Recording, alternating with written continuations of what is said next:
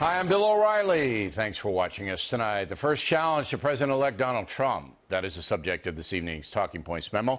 One of Mr. Trump's most vivid campaign promises was this. We will end the sanctuary cities that have resulted in so many needless deaths. Cities that refuse to cooperate with federal authorities will not receive taxpayer dollars. I can get more pointed than that. But now a number of mayors across the country are defying the president-elect, saying they will not stop their sanctuary policies. To be clear about what Chicago is, it always will be a sanctuary city. We are not going to sacrifice 500,000 people who live amongst us.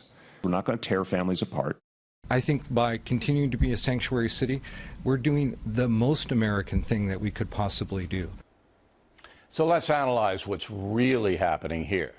By refusing to obey federal immigration law, the politicians are basically saying we want open borders because anyone who gets into America illegally has a place where they can go with no repercussions.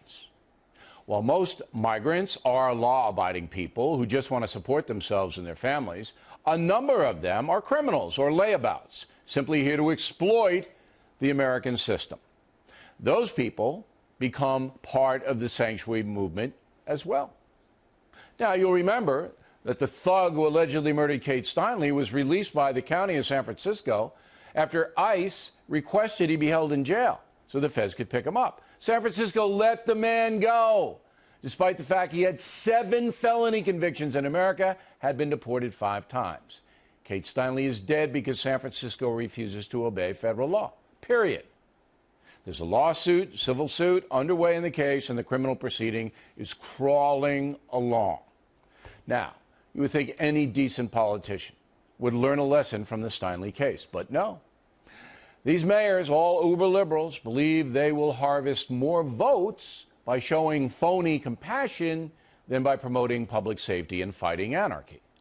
If the left believes everybody should be allowed to come into this country, say it, say it. But know that sanctuary policies will never be able to tell the good from the bad.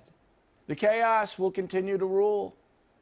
So it comes down to what Donald Trump will do to the mayors and counties that defy him on immigration law. Has to do something. And we expect the showdown will develop quickly early next year. And that's the memo now for the top story tonight. Reaction joining us from Washington, Newt Gingrich. There is a good chance that the former Speaker of the House, come January, will be advising President Trump on everything, including the sanctuary city deal. So what will you tell him, Mr. Speaker? Well, first of all, you have to say, you know, Rahm Emanuel's crazy. Here's a mayor whose city is collapsing into violence. One person shot every 2 hours, setting all-time records for murders. And he wants to stop the federal government from getting criminals? I mean, remember, Trump is talking about President-elect Trump is talking about a very focused effort to get rid of people who are criminals. Now, you would think that the mayor of Chicago, in the middle of the worst murder pattern in the city's history, would be thrilled to have somebody help him get rid of criminals. This is madness. So my advice to President-elect Trump is pretty simple. 1, you should ask your new Attorney General on day 1 to direct immigration efforts right into the sanctuary cities. 2, you should indicate any mayor who attempts to interpose, a term, by the way, used by the white segregationists 40 years ago, to interpose themselves against the federal government, would be liable to prosecution.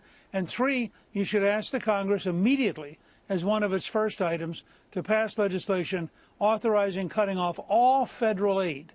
Now, let's see how long Chicagoans like the idea. But I don't know if that's going to happen. Of federal aid to Chicago, you know, with the filibuster process in the Senate, we tried to get Kate's law passed, and Reid and his crew filibustered it, couldn't get up, and you know, it was all chaos. Well, but let's take it one by one. Let's take it one by one. Remember, there are 24 Democratic senators up in 2018. I know that. How would you like to go home and defend? But it's going to take a long time. Protecting sanctuary cities breaking federal law.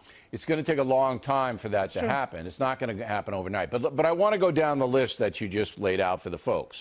The first thing is that the mayors conflate good illegal aliens, the people who are just here to make a living, with the criminals. They don't sort them out. Okay, there's no sorting going on. Right. It's just like we're just not going to, if ICE calls us to detain and we have to detain someone and hold them, we're not going to do it. We don't care if the guy is a murderer that killed Kate Steinle, the alleged murderer, or some guy who just ran a stop sign. We're just not going to do it. So their responsibility is nothing, nothing. And they're doing it for votes. You know what they're doing it for. De Blasio in New York, the only reason he holds office is because minority people vote for him. That's it. So he's never going to cooperate. Well, but I also think it's important to remember one of the reasons Trump won was a commitment to the rule of law. You know, we're not Venezuela. We're not a country where you get to randomly pick and choose. That's part of why Hillary Clinton was repudiated.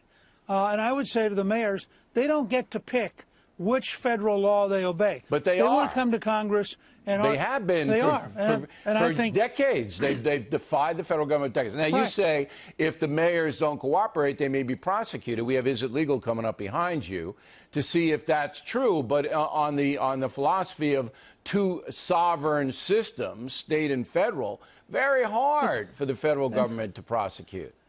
Look, Bill, we fought a civil war to indicate that there is one sovereign system. It is the United States of America. No state, no city can interpose itself between federal law and the citizens. We've been down this in 1958. The Supreme Court ruled decisively that it's impossible. That would be chaos. It would be anarchy.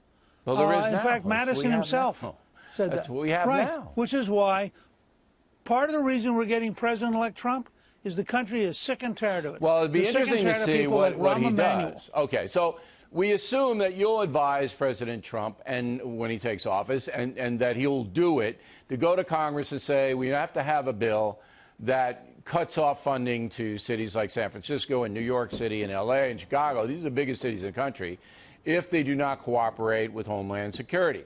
Now, that's going to encompass a lot of debate. You're going to have to write two versions of the bill. You're going to have to reconcile them together. You know how the system works. It's going to take a while for that to happen. It might take a while. And in the short run, he can redirect federal resources of enforcement into precisely those cities. He can also prosecute anybody who interferes with federal enforcement. An aggressive attorney general can make a very big difference in this case if they insist on enforcing the law. That's a key. And then finally, you know, Bill, it's not bad for America to go through the process of writing a law, debating it. I think the more people get involved in this debate, the more angry they're going to be at these mayors, and the more they're going to think this is crazy. All right. It'll be a very fascinating thing. I do believe this will be on the top of his agenda, this and a tax break, tax cuts and all that when he gets in. Do you think I'm right on that? No, I think you're right. And notice he's narrowed it to a really classic focus. Why wouldn't we deport criminals who are here illegally? Right. Rapists, murderers, drug dealers. I mean, what kind of argument is Rahm Emanuel going to make for protecting rapists, murderers, and drug dealers in the city of Chicago when he's got this many killings a year? No, we'll it's see. Really goofy. Mr. Speaker, thanks. As always, we appreciate it. One footnote, Newt Gingrich is the author of the brand new book, Treason. Certainly worth a look. Good holiday gift.